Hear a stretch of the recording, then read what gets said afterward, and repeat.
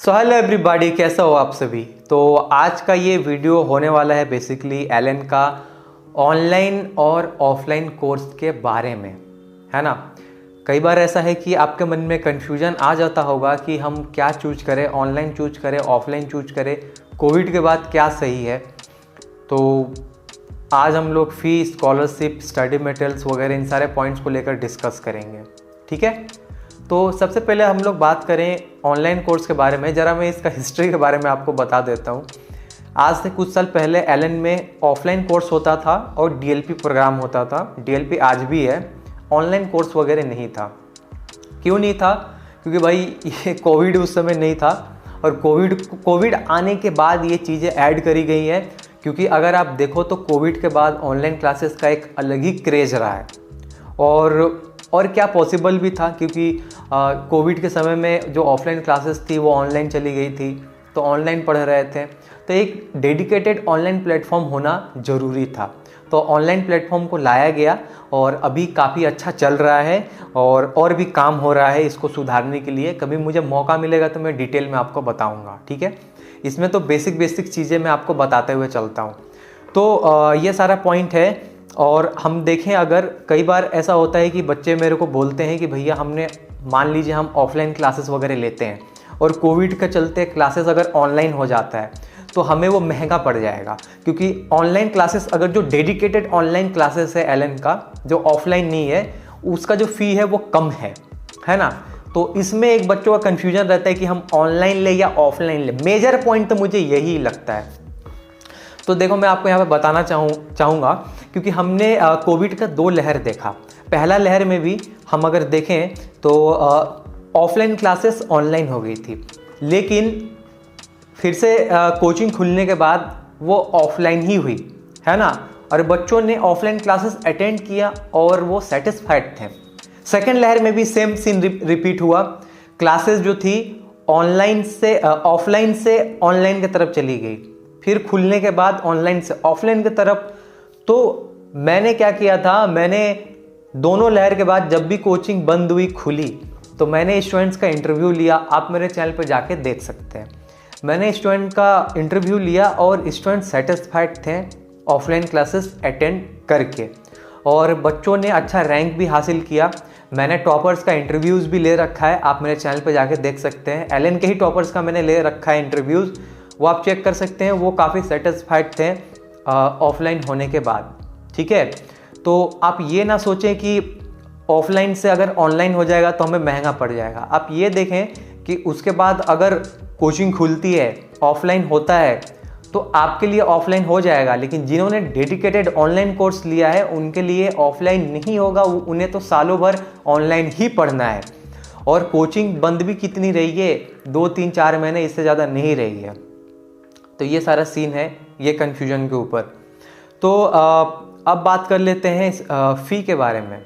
फ़ी का क्या डिफरेंस है अगर ऑनलाइन और ऑफलाइन के बीच में हम देखें तो ऑनलाइन और ऑफलाइन में किसी कोर्स के लिए, जैसे कि जिन्हें सिर्फ जेई मेन का कोर्स ज्वाइन करना है, उनमें 20,000 रुपये तक का फ़र्क है ऑनलाइन और ऑफलाइन के बीच में। जिन्हें सिर्फ जेई मेन का कोर्स ज्वाइन करना रहता है ना, तो उनका ऑफलाइन का भी फ़ी वगैरह कम रहता है। आई थिंक 70 से 80 हज़ार के बीच में ऐसे ही रहता है। और फिर और भी जेई मेंस प्लस एडवांस में शायद 50,000 तक का डिफरेंस है, और नीट में 70,000 तक का भी डिफरेंस है। ऐसा भी डिफरेंस है 20, 30, 50, 70 ऐसा तक का डिफरेंस है। यानी कि ऑनलाइन थोड़ा चीपर है ऑफलाइन से, है ना। और स्टडी मटेरियल का बात किया जाए तो स्टडी मटेरियल दोनों में आपको मिल जाता है, ऑनलाइन में भी और ऑफलाइन में भी। स्टडी मटेरियल वही जो मॉड्यूल, किताबें जो आप समझ लीजिए जो कोचिंग की तरफ से मिलनी रहती है, जो भी आपका जेई और नीट का सिलेबस है उसके हिसाब से आपको मिल जाता है, डिलीवर कर दिया जाता है। तो यहाँ पे अगर आपने हिंदी मीडियम वाली कोर्स ज्वाइन करी होगी तो आपको हिंदी मीडियम वाला जो मॉड्यूल है, जो स्टडी मटेरियल है, वो मिल जाएगा। हिंदी मीडियम वाला जो स्टडी मटेरियल रहता है उसमें ये रहता है कि जो भी चीज़ें, जो भी कंटेंट उसमें रहता है वो हिंदी में लिखा हुआ रहता है, ठीक है। और जो इंग्लिश मीडियम वाला जो स्टडी मटेरियल रहता है उसमें जो भी कंटेंट रहता है वो इंग्लिश में रहता है। लेकिन दोनों कोर्स में अगर हम लोग बात कर लें, हिंदी मीडियम वाले कोर्स में टीचर हिंदी में तो पढ़ाते ही हैं, इंग्लिश मीडियम वाली कोर्स के अगर हम बात कर लें तो टीचर इंग्लिश और हिंदी दोनों मिक्स करके पढ़ाते हैं। ऐसा पढ़ाते हैं कि आपको समझ में आ जाए। कई बार स्टूडेंट बोलते हैं मेरे को कि भैया मेरा जो इंग्लिश है वो थोड़ा कमज़ोर है, तो मैं समझ पाऊंगा या नहीं इंग्लिश मीडियम वाला कोर्स में अगर एडमिशन लूँ तो इसमें आपको ये देखना है ना कि आपका जो यानी कि कोर्स है वो इंग्लिश में या हिंदी में, यानी कि आप जो बोर्ड एग्जाम दोगे वो इंग्लिश में दोगे या हिंदी में दोगे। अगर आप इंग्लिश में दोगे तो फिर आप इंग्लिश मीडियम वाला कोर्स लो, क्योंकि इंग्लिश मीडियम वाला कोर्स में भी टीचर जो बोलते हैं, जो एक्सप्लेन करते हैं, वो इंग्लिश और हिंदी मिक्स करके एक्सप्लेन करते हैं। ऐसा करते हैं कि आपको समझ में आ जाए चीज़ें। ठीक है, ये सारा हो गया। दोस्तों बात करें स्कॉलरशिप के बारे में तो एलन की वेबसाइट पे अगर आप जाके चेक करेंगे तो ऑनलाइन के लिए कुछ वैसा मेंशन नहीं है स्कॉलरशिप के बारे में। तो आई डोंट थिंक सो कि ऑनलाइन में कोई स्कॉलरशिप मिलेगा, क्योंकि फी ऐसे भी कम है। ऑफलाइन के लिए बात किया जाए तो अगर आप जो भी आपका बोर्ड है, अगर आप अपने स्टेट में टॉपर रहे हैं तो आपको स्कॉलरशिप वगैरह मिल सकता है, या एलन में एसिड बोल के एग्जाम होता है उसे अगर आप देंगे तो अप टू 90% तक आपको स्कॉलरशिप मिल सकता है। मैं आपको सजेस्ट करूंगा कि आप एक बार एलन वालों से बात कर लें, वो आपको और डिटेल में समझा देंगे। बहुत सारा चीज है, स्कॉलरशिप लेने का बहुत सारा तरीका है। आप एलन की वेबसाइट पे भी विजिट करके चेक कर सकते हैं। मैंने अपने वीडियो के डिस्क्रिप्शन में लिंक दे दिया है। तो अब हम लोग बात कर ले कि कौन सा बेस्ट रहेगा, ऑनलाइन या ऑफलाइन, किसे चूज करना चाहिए। तो आप देख लीजिए, अगर आप घर में रह के और अच्छे से तैयारी कर सकते हैं तो आप ऑनलाइन क्लासेस लीजिए, कोई दिक्कत नहीं है, अच्छा ही चल रहा है। और अगर आपको एक अच्छा माहौल चाहिए कोटा का, जहाँ पे एक कम्पिटिटिव इन्वायरमेंट वगैरह रहे, सारे बच्चे एक ही एग्ज़ाम की तैयारी करें, ऐसा हो कि आपके क्लास में पूरे देश भर से स्टूडेंट वहाँ पर रहे। यानी कि मान लीजिए कि आपका बगल वाला जो है वो यूपी से है, कोई इधर वाला बिहार से है, कोई पंजाब से है, कोई महाराष्ट्र से है, कोई एमपी से है, कोई झारखंड से है, कोई वेस्ट बंगाल से है, कोई उड़ीसा से है। क्योंकि ऐसा होता है आपके क्लास में हर स्टेट के स्टूडेंट्स मिलेंगे, तो एक क्लास में ही ना नेशनल लेवल का कंपटीशन हो जाता है। आप देखोगे टॉपर्स का इंटरव्यूज देखना आप मेरे चैनल पे जाके, उन्होंने इस बात को बताया है कि कितना एक अच्छा पीयर ग्रुप उन्हें मिलता है।